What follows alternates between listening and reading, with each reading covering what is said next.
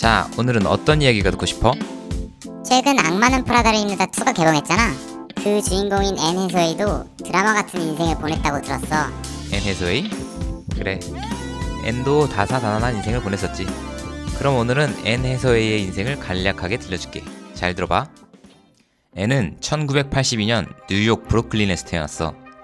아버지는 냉철한 변호사였고 어머니 케이트는 열정적인 연극 배우였지.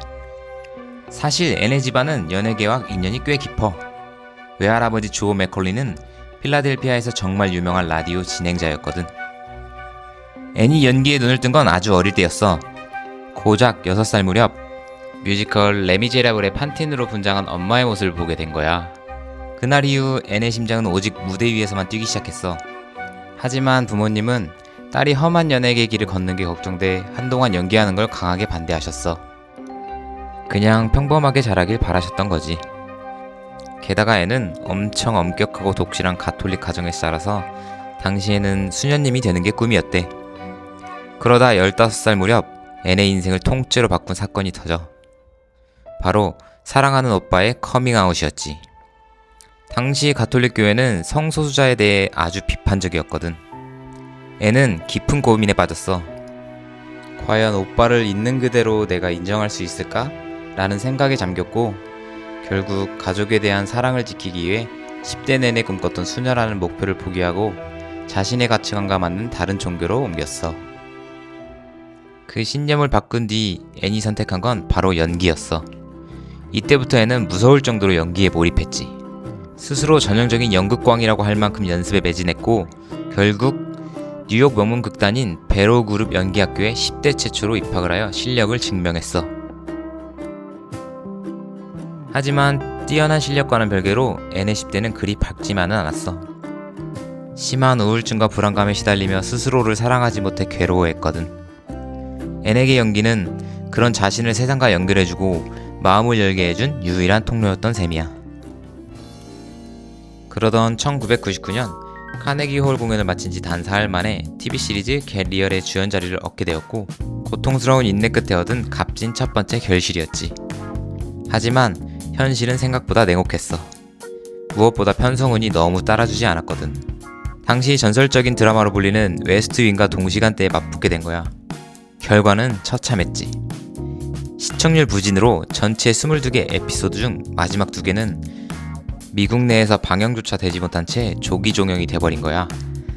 그런데 반전이 일어났어. 드라마는 실패했을지 몰라도 배우 앤 해서웨이에 대한 평가는 아주 뜨거웠거든. 평론가들은 앤의 섬세한 감정 조절 능력에 찬사를 보냈고, 결국 이 작품으로 틴 초이스 어워드 후보에까지 오르게 돼.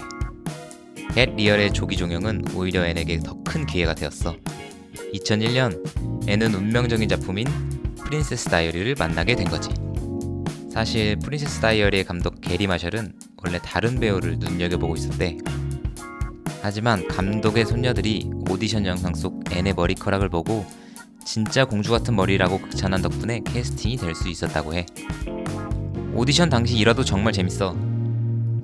앤이 너무 긴장한 나머지 의자에서 넘어지기도 하고 어리버리한 모습을 보여서 스스로는 연기를 망쳤다고 생각했거든. 그런데 그 서툰 모습이 오히려 주인공 캐릭터와 딱 맞아떨어져서 제작진의 마음을 사로잡은 거야. 결국 프린세스 다이어리는 전 세계적으로 1억 6,500만 달러라는 엄청난 흥행 기록을 세웠고, 앤은 이 작품 하나로 단숨에 할리우드의 신데렐라로 떠올랐지. 그 이후에는 공주 이미지에 안주하지 않고 다양한 연기에 도전했어. 영화 하복에서는 과감한 노출 연기도 불사했고, 브로크백 마운틴에서는 말도 탈 줄 모르면서 일단 배역을 따내려고 말 탈 줄 안다 라며 귀여운 거짓말을 하기도 했지. 특히 악마는 프라다를 입는다의 캐스팅 비화는 정말 유명해. 사실 제작사가 처음부터 원했던 앤드리아는 앤 해서웨이가 아니었거든.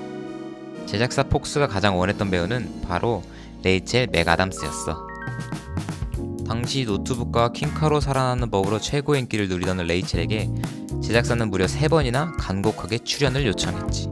하지만 레이첼은 주류 영화가 아닌 다른 길을 가고 싶다며 전부 거절했어.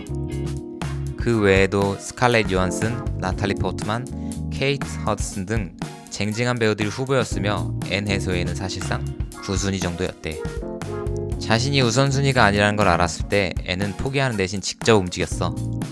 당시 폭스의 부사장인 엘리자베스 가블러를 직접 찾아갔거든. 당시 폭스의 부사장실에 있던 장식용 모래에 손가락으로 하이어미, 나를 고용하세요라고 적었고, 이 강렬하고도 센스 있는 한마디는 부사장의 마음을 단숨에 사로잡았어. 앤이 앤드리아가 될 수 있었던 건 든든한 지원군 덕분이기도 해. 전설적인 배우 메릴 스트립이 앤의 전작인 브로크백 마운틴을 본 뒤 그녀의 잠재력을 알아본 거야.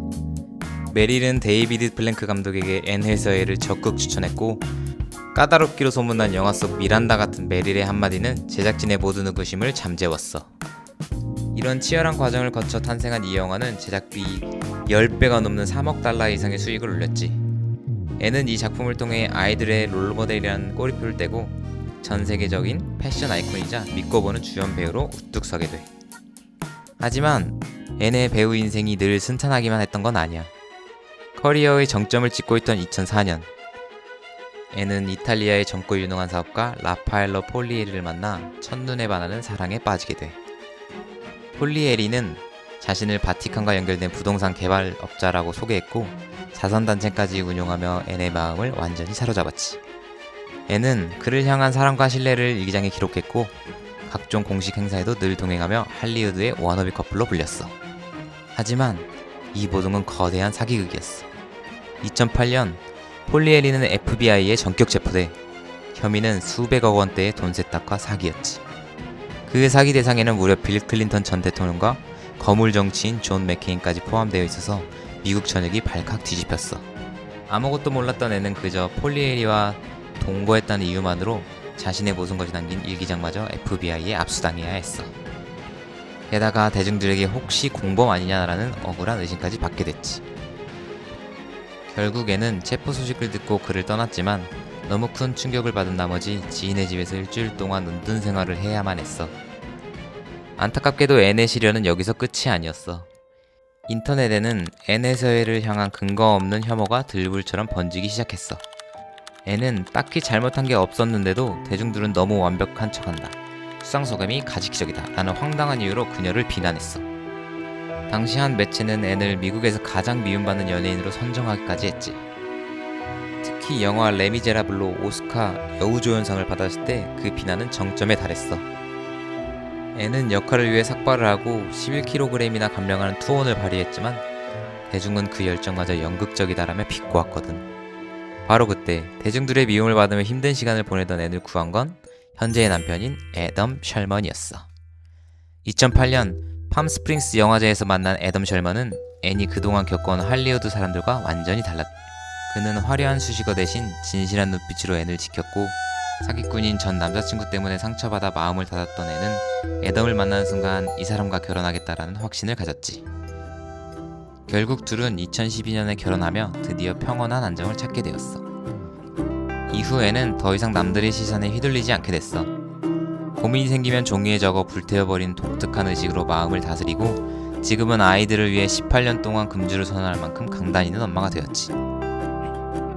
나 자신을 사랑하지 않으면 남들의 비난을 사실로 믿게 된다라는 깨달음을 얻은 애는 이제 할리우드에서 가장 단단한 자존감을 가진 배우로 성장했어. 앤 해서웨이의 인생은 한 편의 영화라고 해도 무방할 만큼 정말 다사다난했지. 오늘은 할리우드 최고의 배우 앤 해서웨이에 대해 간단히 알아봤어. 다음번엔 또 어떤 인물의 인생 이야기를 들려줄까? 궁금한 인물이 있다면 댓글로 남겨줘. 오늘도 시청해줘서 고마워. 그럼 우리 다음 영상에서 만나. 안녕.